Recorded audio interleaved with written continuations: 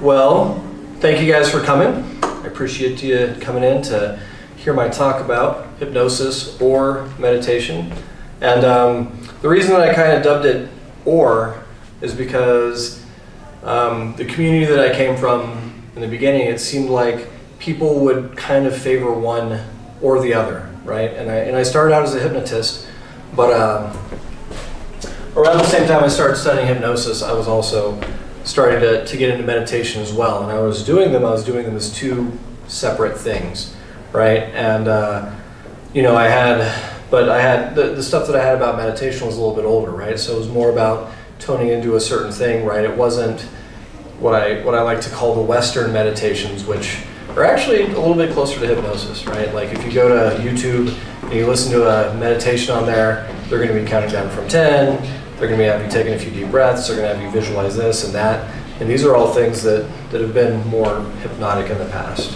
Whereas a lot of like traditional meditation that we see, it tends to be a little bit more getting settled in and then focusing on a certain point, whether it's the breath or an om or like more of a singularly focused idea. Now, as I was coming into hypnosis, I used to hear the same thing, right? And hypnotists all over the place would be talking about how hypnosis and meditation are separate. They're two different things. One thing is not the other, right? And I feel like after having experienced them both for such a long time, I feel like that was almost coming from a place of like trying to separate themselves, right? It almost seemed like it was more of a marketing thing, right? This isn't meditation, this is something better. And then, I hear a lot of people, hypnosis, oh, that's like some crazy weird thing. Meditation is just this very, natural thing that we've been doing forever, right? So, but the more that I play with these two things, right, the more that I would go, hey, thank you for coming. Yes. The more that, obviously, the more that I meditated, right, and then also the more that, I would get hypnotized, because as a hypnotist, when you go to a hypnosis class, we're all just kind of hypnotizing each other anyway, right? So you hear about these hypnotists that say, oh, I'm a hypnotist, but I've never been hypnotized. That's, I don't know, in my mind, that's kind of a weird thing. Like, how can you really give someone something that they haven't gotten, right? Could you imagine a massage therapist that never got a massage before? That would, and not understanding the other side of that thing. But yeah, so the more that I played with these things, the more I realized that they really are very much two sides of the same coin, right? And I'd like you to think of meditation or trance or hypnosis, right? These states of mind that we're talking about. I'd like you to think about them almost like the same thing, almost like electricity, right? Now, electricity is running through my video camera right now. It's also running through the lights and that clock. Now, what you have is one energetic thing that has a lot of different uses and a lot of ways that we use it, if that kind of makes sense. Now, the big difference between hypnosis and meditation really lie in two pieces. The first piece is how we get there, right? Because again, traditional meditation is about really bringing in your own focus. There's a lot of waiting, there's like frustration, and the thoughts come in and you're having to push them out. I mean, everyone here's meditated, right? So the things that you have to go through when you're kind of learning to do it. Whereas with hypnosis, I get clients that have never meditated before, never done anything like that before, and because of the hypnotic techniques that I'm using, I'm able to help them get into that state of mind really, really quickly, really efficiently. The other thing about it is when you're meditating, more often than not always, but a lot of the times, the point is to get into meditation, right? And to get into that state of mind for whatever reason. Some people do it because it helps calm them down. Some people do it because it's a healthy state of mind to be in. There's a lot of things that we know that just by meditating you're going to improve these pieces of your life, right? But a lot of the times you don't hear about someone like deciding to meditate to quit smoking or meditate to get rid of their stage fright or something like that. Although it's certainly something that you can do, and again, with a lot of the things that we're seeing now, where really these two disciplines are almost mixing, you see a lot of guided meditations that are designed to help you make changes in your lives and things like that, whereas it's kind of a newer production, right? So when you look at hypnosis is a little bit more direct, right? It's not so much about building that discipline and building those skill sets. It's more about using a quick technique to get into the state of mind. And then once you're in that state of mind, and instead of just kind of sitting there and reaping the benefits, now we're starting to use that state of mind in a more active role. And so we start doing the visualizations. And you know, I don't know if anyone here's seen, or if everyone here has seen a hypnotist before, but you know, we give you suggestions. You know, like for instance, if you're going to quit smoking, we say, you know, from now on you don't need cigarettes anymore, and you hate the smell, and you know, all these kinds of things that would be associated with that goal, right? And the reason that this is happening, or the reason that we're telling you that, is because you've come in and informed us that that's your intention, right? So again, with hypnosis, a big piece of it that a lot of people don't understand is that it's all self-hypnosis, right? If this was a hypnosis session and I was hypnotizing all you, I'd tell you to close your eyes and breathe and do this and do that, right? But there's no magic, you know, there's no force or midichlorians or anything like that. If you do it, you're going to get that effect, and if you don't do it, you won't, right? It's pretty much that easy. So yeah, going back to the similarities though. So you're like a vehicle that is a shortcut, and with your skill set, you can kind of open that gate that we might struggle with otherwise on our own, and enter into places that we may not always get to ourselves, but together you can go into that space and achieve outcomes that you may not have been able to break on through alone. Kind of thing? So a lot of the techniques that we have in hypnosis, they almost really build on a lot of these meditative principles and things anyway, right? Like some things that were in older meditative practices were the idea of like meditating on a problem, right? So you might go into meditation with the intention of getting the answer, but really what you're doing is in meditation, you're sitting there and at some point it kind of like comes to you, right? And that's your unconscious mind kind of figuring out the answer for you and bringing it in. Or if you were meditating on something you were trying to work on, right? And you're like, okay, I really need to improve this. You might meditate and then again, but again, we're kind of waiting for something to come in. So in this respect, you know, the meditative is almost like a more feminine side of that coin, where it's all about attracting and bringing in. Whereas with hypnosis, it's a more masculine side where we're very directly going after a certain thing, if that makes sense. Sure. Right? So, but the state of mind itself is very much the same. And one of the things that I noticed early on was I would have clients that came in and they'd be like, well, I've meditated before, but I've never done hypnosis. And people that know how to meditate, they can go into hypnosis really easily. All right? And then another thing that was happening is I would get feedback afterwards. They'd say, hey, ever since we did our session or our sessions, I have been able to get into deeper meditative states. I'm able to get into it easier. And so, you know, these were just things that were kind of happening that I was noticing. And then, and then what I started doing is I would teach people how to do self-hypnosis, right? And that's I actually have a free class coming up for that, but I'll talk about that later. But I would teach people to do self-hypnosis, and then what some of them start doing is, if they're, you know how like sometimes you sit down and meditate and it's not happening, right? And you're just having a hard time with it. What you can do is you can use self-hypnosis techniques. They'll help you ease your mind a little bit, and then after that, slipping into a meditation becomes quite a bit easier. So like almost now you can put these two things together and they can be very beneficial. And I also do a lot of like hypno-meditation things where I'll like hypnotize the group of people with the intention of helping their meditation practice and helping them get into it and things like that. Okay, good. So,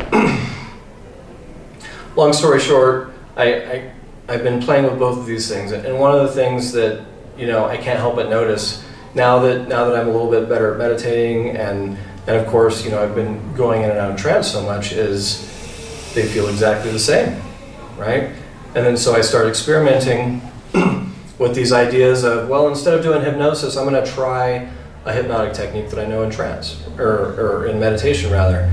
And so I'll meditate, and then once I feel myself sinking in, I'll go ahead and start to walk through a certain thing. And again, the results end up being the same. It's almost like I'm doing a self-hypnosis session, right? Or sometimes I'll use that self-hypnosis to just go into a nice comfy meditation. And I'm real big on setting intentions, right? So anytime I meditate or do self-hypnosis, a lot of times I'm setting an intention for something to happen, right? And then, sometimes I come out of it and maybe not much has been worked out, or at least not much that I'm consciously aware of. And sometimes I come out of it with like a brand new idea or something that I can write about and start to create or something like that. But yeah, I find it a bit of a disservice that people have tried to separate these two things. Because what's happened is there's like the discipline aspect that a lot of people that come in for hypnosis are trying to pass, right? Because a lot of times when people come into hypnosis, they're thinking, hey, this guy's just going to hypnotize me.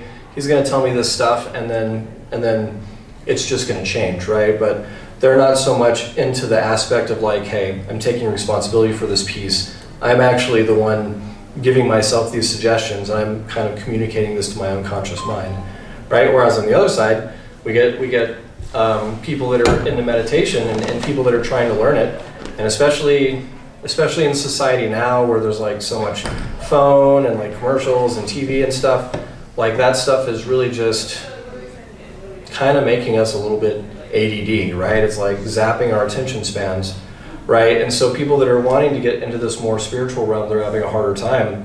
They can't even concentrate on, a task, aside from trying to, it's instant gratification for everything, and it's really not helpful. Yeah, when it comes to connecting. Yep, they always feel like they have to be doing something. You'll see a bunch of people in a conversation. One person is like not engaged, so instead of just sitting there and listening, what do? They pull out their phone, they start playing with their phone because like no one's talking to them right now, right? So, but again, people that are trying to get into this, they could benefit from a lot of these hypnotic techniques. Learning how to do a little self-hypnosis, learning some of these other things, it in a lot of ways is almost a bit of a shortcut, right? And there's still the discipline side if you're going to do it all the time, but at the same time, having these other tools can really help you get past it. And at the same time, you can really start to use your meditations for different things, right? Like you hear about people that are like, oh, when I meditate, I go to past lives, or when I meditate, sometimes I astral project, or stuff like that. And again, bringing in some of these hypnotic techniques can make it so you could use meditation to do some of these things a little bit more intentionally, right? If you really wanted to start exploring and using it as a different tool. Yeah, go ahead. Have you any experience in using these techniques in conjunction with other medical therapies for things like post-traumatic stress disorder? Yeah, so... and I know that can be kind of murky, Well, so here's the deal, right? Like as a hypnotist, I don't, cure, diagnose, all that kind of stuff. Right. But I do get people that have these things that they're dealing with, and one of the nice things about hypnosis is we have a lot of techniques that are designed to help people release. They tend to be very metaphoric in nature and whatnot, right. But again, you're helping them work their way through it. Specifically with PTSD. You get, guys that have bad dreams and stuff all the time, right? They have that reoccurring dream. And it's because their unconscious mind is trying to work out the problem, but it keeps getting stuck. Right. Right, so a lot of times with hypnosis, we can walk them through certain things that'll help them release. But again, a lot of guys, I'm a veteran, right? And a lot of us, we get into meditation because we got to figure out how to find that inner peace at some point, right? So a lot of these guys get into meditation, and then what they're able to do is, meditation, when you start to get good at it, it allows you to almost step back from your emotions a little bit. It does. Right, so you start to feel these things, you're able to take that step back and look at the situation a little more objectively than when we get washed away into our emotions. Right? I think, we got about 5 more minutes, so does anybody have any other questions or more? Anything you want to go on? That was actually really quick. Well, I'm very interested. So I have used hypnosis to when I could only get so far with giving up cigarettes. Mm-hmm. I used that to come after I quit for a year, and I haven't had another one. So. Oh, awesome! Fantastic. And it really, really did come down to what what was important to me and what my why was. Yeah, the so what is huge. Right, and so that became really, really successful for me. You know, I kind of have learned that if you don't handle PTSD, it will handle you. You know, because you get to a place where, you know, if you're not peeling your own onion in a place where you feel safe, maybe like burst into tears at the grocery store or, you know, yellow daisies or something completely unrelated, you know, and you're like, wow, the size of this response is way bigger than the stimulating thing, well, right? And again, like when something emotionally intense like that happens, right? Everything that kind of reminds you of it brings back that thing, right? It does. It becomes a trigger. And so if you don't want to be triggered all the time, you kind of have to quit running away from things. You have to face them. Sometimes that can be a very difficult and painful thing to do, and you may have to peel that onion more than once because there's different aspects, right? And and that's where it's kind of nice to do it with hypnosis. Like I know especially a lot of men that really want to do their own self-work. They don't want help from anybody, stuff like that. All right, but on the hypnosis side, you know, a lot of these techniques that we use, again, they're designed to release. They're designed to help you forgive, you know, people that are difficult to forgive. Right. And forgiveness is a big deal, you know, because like it is. Holding a grudge, you know, you hold a grudge against someone, they're out there living their best life, right? And you're getting eaten up inside, right? That grudge is not helping you at all, right? But we feel like it is because like, how dare we let someone get away with something? But the reality is how, you know, we're really kind of condemning ourselves with stuff like that. Right. It's an extra weight that we carry. Right. It's not. Yeah. And we do it because we want them to carry the load. But what happens is we carry the load. Yeah. And so a lot of times when dealing with forgiveness, it's not like, hey, I'm going to invite this dude over to come hang out. Right. I'm just not going to sit here and fester over this anymore. You know, I'm not going to give it any more of my time. But again, like hypnosis and meditation, really they're both roads to more mindfulness, right? Mindfully acting a certain way, mindfully paying attention to what emotions we're having and deciding whether or not we want to feel those emotions, right? Or how we want to feel those emotions and how we want to react to them. So, at the end of the day, I found that they're very much almost the same thing, or like I said, two sides of the same coin, right? And if we take advantage of both of those things, you know, we can grow really, really quickly, and it can be very, very helpful. But yeah, any other questions? I got 2 minutes. You mentioned you're going to do a workshop or something, or how would you learn more about this? Yeah, so I totally forgot to bring all my pamphlets and stuff, but I do have them at the table. We actually have a bunch of workshops coming up. We have like a Fear of Flying one. We have, just like this? Okay, so you're in the corner. You want a picture? Yeah. I'll swing by. That's okay. But yeah, so we have Stomping Grounds Coffee is going to be a free self-hypnosis class. So we're going to teach you a couple of self-hypnosis inductions and kind of a couple of things that you can do with it. I'll also probably touch on meditation as well and how you can do this right before your meditations to calm the mind down a little bit. And then I also have a Hypno-Meditation class coming up. That one is $20, and I want to say it's going to be at Salt Vault in downtown Colorado Springs. But that one, I actually bring everyone in. We're going to do a full hypnosis session that's kind of designed to help you get into that meditative state. And so, if you want to bring like a yoga mat or something for your meditative position, but they also have yoga mats there, and they have like the meditation pillows that are kind of comfy and on the ground. Okay. So and both of those are going to be, I want to say mid-April.